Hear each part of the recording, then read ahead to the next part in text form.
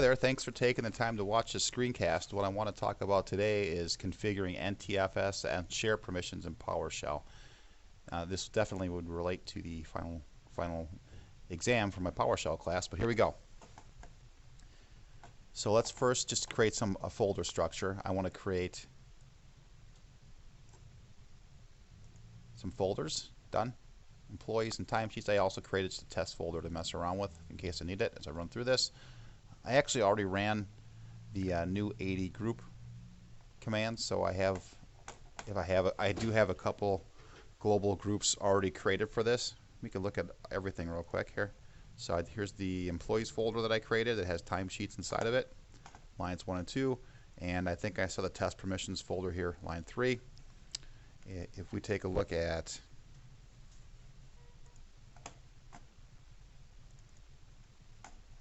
this, let's see here. GG Factory and GG Office. These are the two security groups that we've created. I'm not sure if I'll need this or not. I'll just minimize it.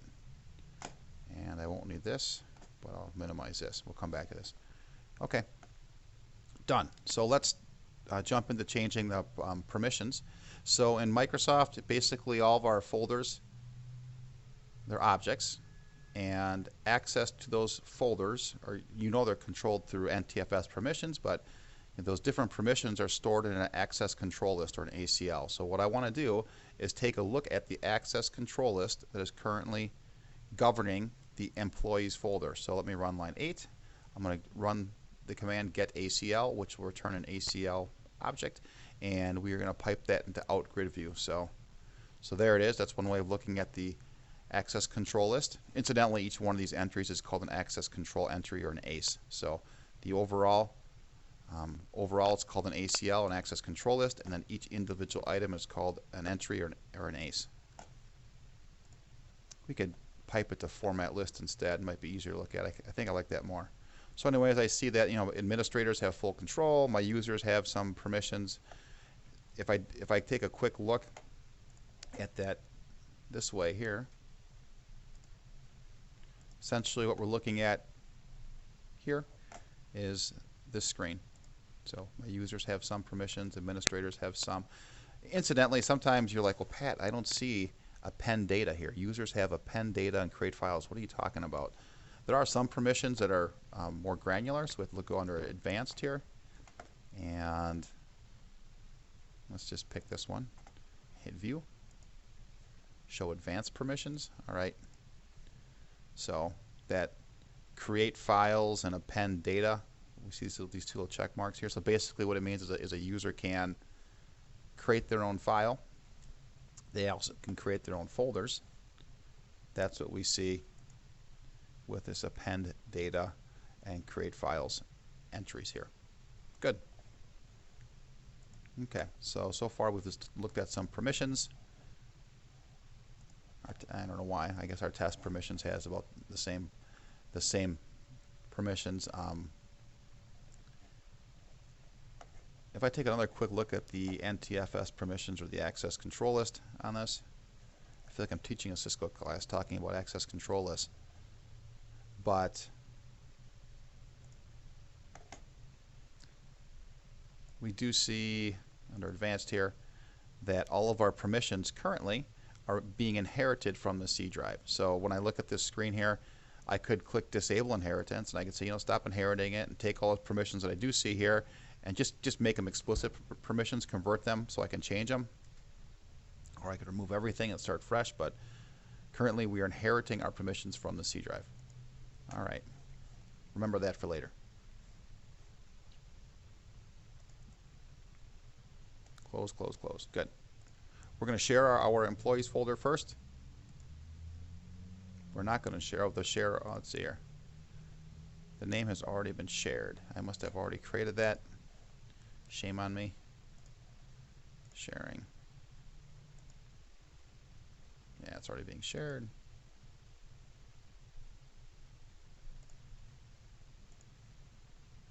Stop that. You sure? Yep. Okay. Take two. Let's try to let's share it now.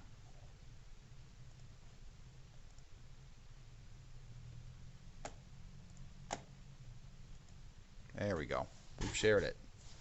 You can also see that we have the share name as employees and that we have given domain admins, global group factory, and GG Office full access. So let's double check that real quick.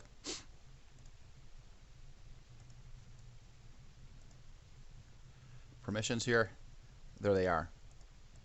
So those three groups all have full access. And typically what you do in Windows is you grant full control through share permissions, and then you use NTFS to control access. Your user gets the most restrictive, or essentially for a user to get access to a shared resource, they first have to have the appropriate share permissions, and assuming they have those, then the NTFS permissions are applied. So you get like the most restrictive of the two, or the combined restrictions of those two shares. So I've shared employees. We can look at the permissions this way as well. Same thing. So basically, three groups: admins, factory, and office all have full control, full access to that. Now let's start tweaking the NTFS permissions. I do have a link here if you want to read it. It provides a little bit more background on it. There's a lot more out there on changing on permissions and NTFS and PowerShell. I can't cover it all now. It would get kind of ugly, but let's keep it moving along. So the first thing that I want to do is take a look at my current access control list on my employees folder. The access control list is going to be put into our variable called ACL. So if I just run that, just the ACL part, here's the object. It's kind of hard to make sense out of, but easier to look at this way. So this is the access control list that is used to govern access to the employees folder. The first thing that I want to do is disable inheritance. So I'm going to take the object that I have, and I'm going to call, remember, objects have both methods and properties. I could take this ACL object and I could pipe this to get member. And we would see properties as well as methods. So set access rule protection. Set access rule protection is one of the methods that are part of this object. And we're gonna call the method, and we're gonna specify true. What the heck does true mean? Well, first of all, true is just a variable that PowerShell creates for you. There's a true one and there's a false one. There's other ones that are created as well, but we are going to essentially, if I read my notes here, a true will disable inheritance and retain the permissions that currently exist on that object. And I've had, you can read this if you want, but that just basically states what I just said. So we're going to modify the object. ACL, we haven't changed the employees folder yet. If I go back and if I look at my settings on employees here, and security, advanced, everything is being inherited, and our only option here is to disable inheritance, which implies that we are inheriting. But after I take the object and I apply it back to the employees folder, so I'm going to take this object, take all the permissions in this object, and I'm going to pipe it to the set ACL commandlet, which will then take that object and the permissions that are in it and apply it to the employees folder. There we go. Now,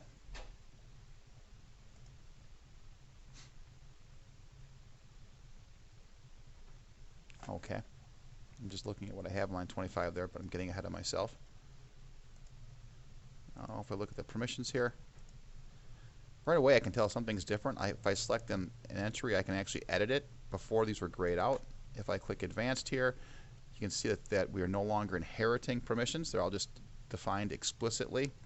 And my only option now is to enable inheritance, which implies that currently inheritance is disabled. So far we've disabled inheritance, and we took all the existing permissions and we just left them as defined explicitly. I think what I want to do now is we're going to delete this user's entry here.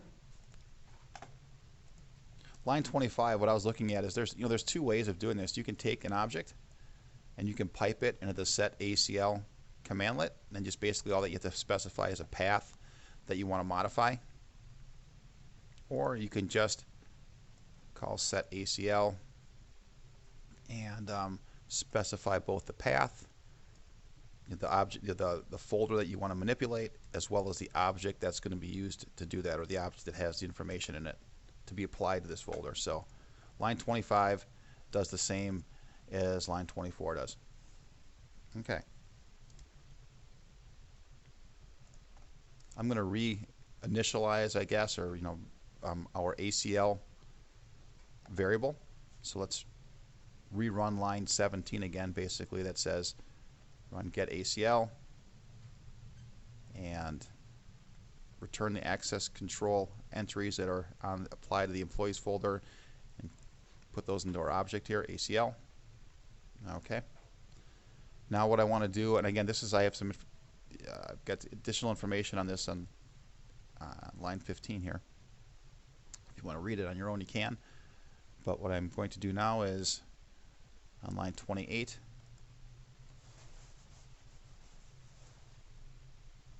I'm not 100% sure what's going on here, but basically I am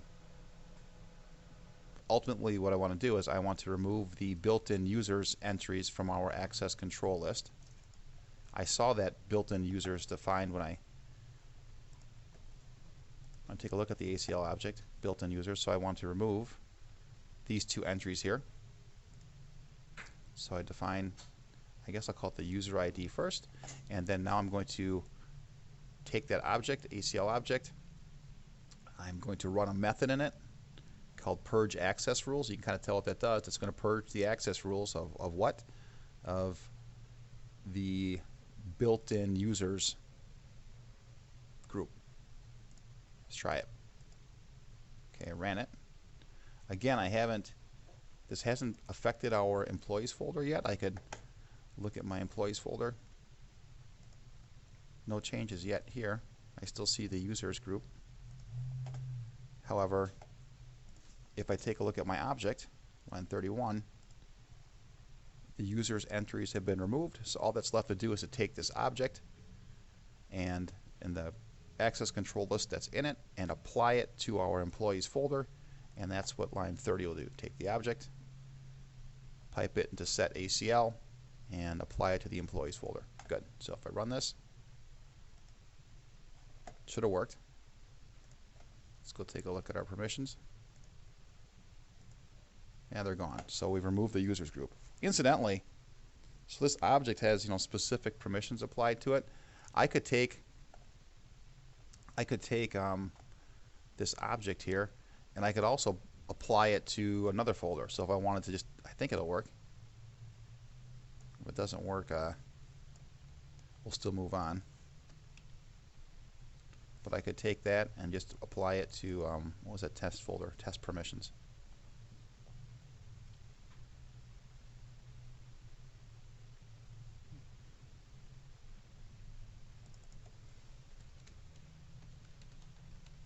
All right, let's try it. All right, so let's take a look at that folder real quick. Properties, security. Yeah, look at that. Same permissions that we had before. If I don't want that, we could use this here. So now I'm going off script, right? Let's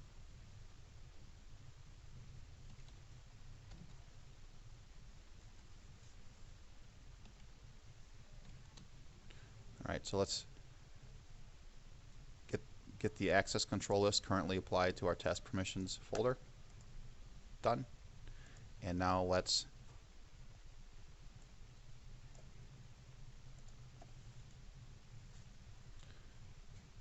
should leave this here too. So let's go back and read. So let's see here. The first parameter is responsible for blocking inheritance, so I want that to be a false. I want to block inheritance again. And the second parameter determines whether the current permissions are retained or removed. I think I want removed, so let's go with a false false here. Okay. So I'll run this, and then I'll take that object and I will apply it to our test permissions folder. No red, we're doing pretty good. And let's go back and take a look at permissions folder. Now look at that. So there's that users group is back. If we took a look at this, you know, everything is being inherited again. I may have guessed wrong on the old. There are some permissions. It's kind of funny. There's actually some that are left hanging around from before I disabled the inheritance. So I probably, this second flag maybe should have been a true instead of a false, but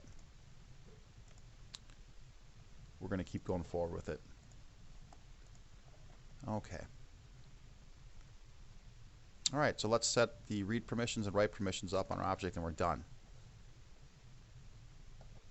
Just to be thorough, I'd feel better if I reran line 26.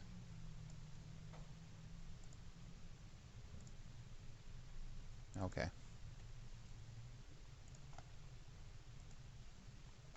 So our ACL variable now contains the access control list for the employees folder.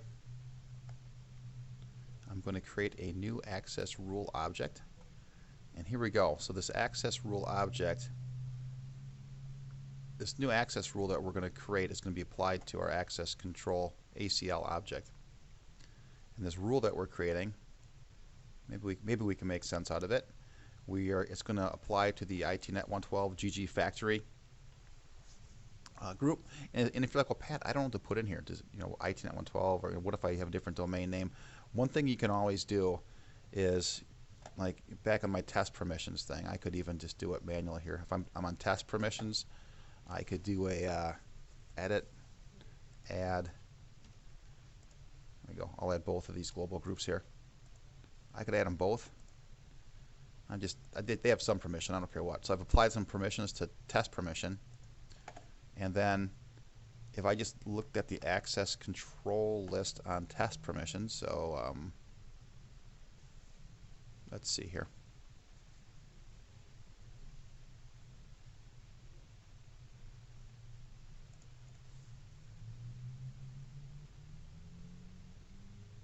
Okay, line 34. Get ACL. Run it, and let's just jump to line 45. Let's pipe ACL to format list. All right. ITnet 112 / GG factory, ITnet 112 / GG office. So this is basically what I have to put in quotes here. So I just showed you a quick way of kind of figuring out what to put in quotes when you try to specify an object. So we're going to look at our factory global group, and we are going to assign it read and execute permissions. This article here kind of gives you like what tells you what other keywords you can put in there besides read and execute. The next three, this like container, inherit, object inherit, none, allow. Well, you know what the allow means? That just basically means, you know, you're either going to allow or deny a permission. We're doing allow, but this next, like, this is kind of ugly. Essentially what it's referring to is if I look at the permissions on an object, let's see here,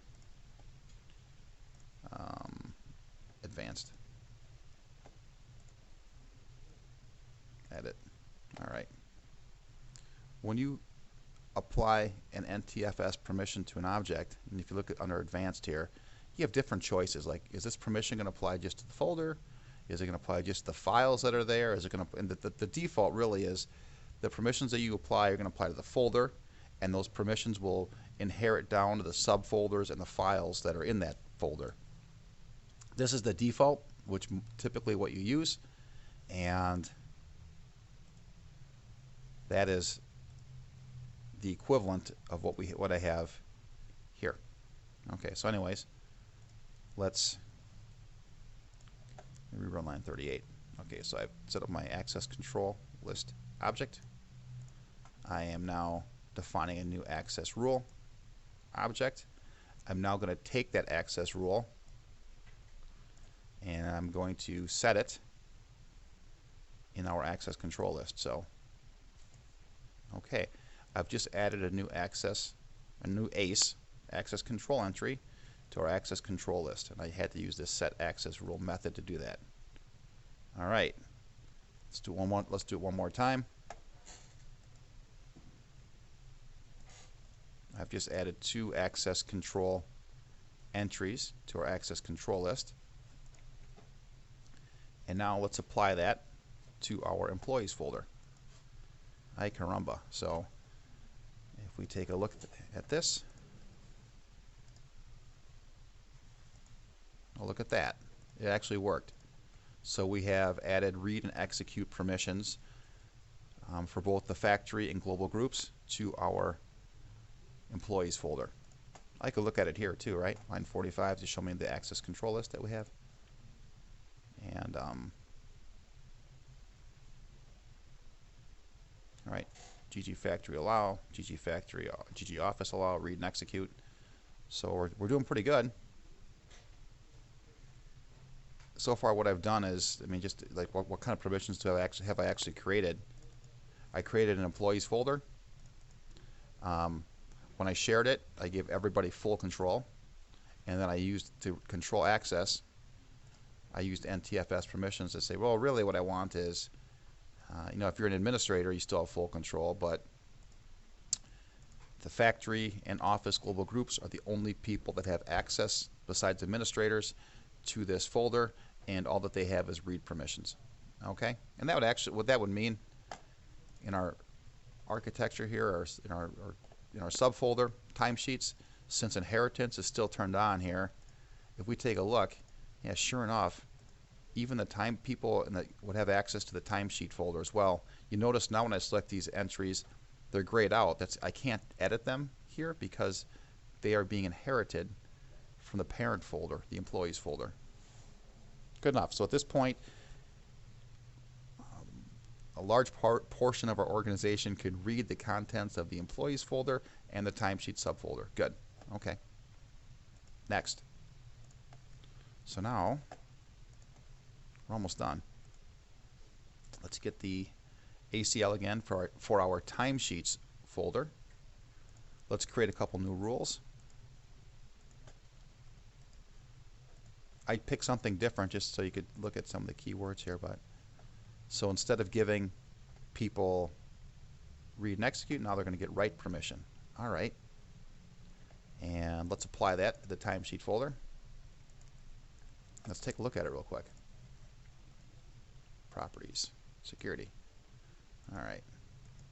So now the read permissions are being inherited, and explicitly we've added one more permission, the write permission. So basically, if you're in the factory global group or the office global group, you can read and write the contents of the timesheet folder.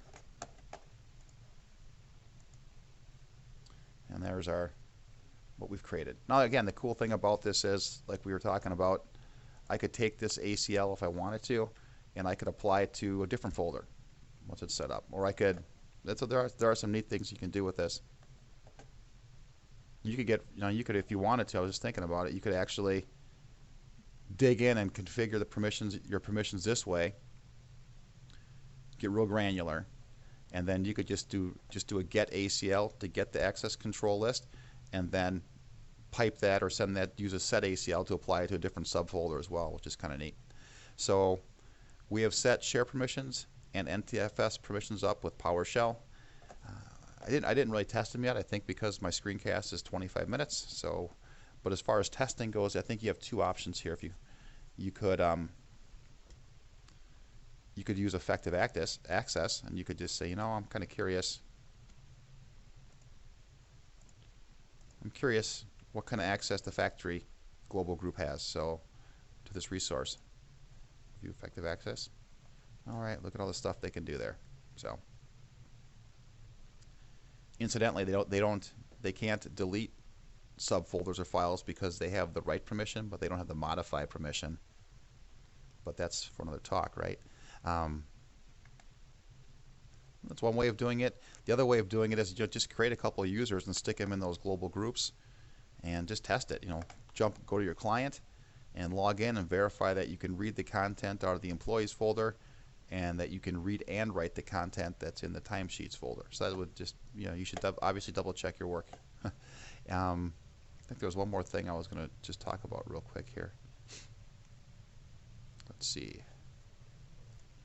All right, I just decided to test the share permission just because. So what I did was I already had a script set up that created my 20 user accounts. So I created 20 users, employees 1 through 20 with this.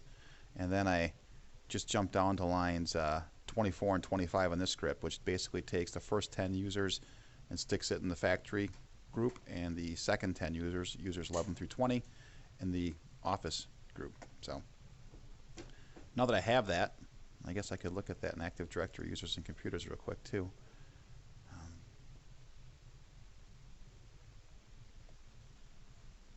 Let's see here. So here's my factory group, and if I look at the members, I have employees 1 through 10 in there, and if I look at my office, I get 11 through 20 in those. Okay, so anyways, that's what these two did. Now we're jumping back to Windows 10. We'll just log in as one of them.